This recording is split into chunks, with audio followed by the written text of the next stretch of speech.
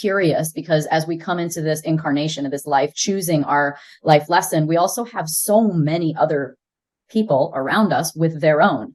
And Right. so I'm wondering about that interaction with you, with them. Is this really just the most magical, beautiful jigsaw puzzle you've ever seen, where everything just fits together, where people are learning their lessons with all just the right people?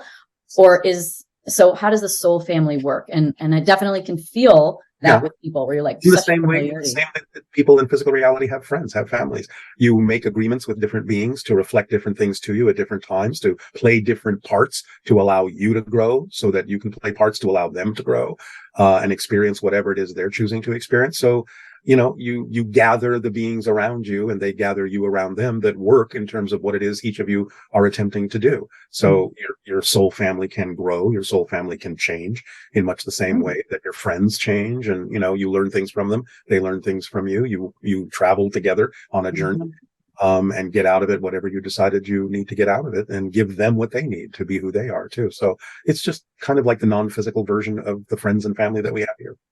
So is there a soul family mission and then there's individual missions, or is it really quite individual? Well, I think it's both, because again, you can have individuals that have a very specific journey in mind. You can have families that agree to do something together, as a group, and work out the parts. And you can play different parts at different times. Yeah. Somebody can be the mother, somebody can be the father, somebody can be the son, the daughter, the cousin, and then take turns being something else.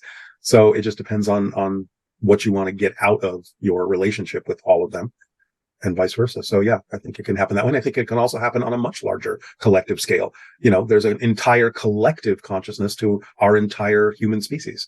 And I think there's agreements on that level as well as higher levels. So it just depends on what we're doing here, what we want to do here, what we want to learn here. Because Bashar has really talked about the earth as, a lot of people think, oh, we're so primitive, we're like a kindergarten. He's saying, no, you're a master graduating class. He said, earth is a tough school. So the idea of coming through the earth cycles that are so limiting and can be so dark and so negative, he said, and then still transforming that into something positive, he said, that's a master graduating class. You don't understand how strong you all are. I feel like I've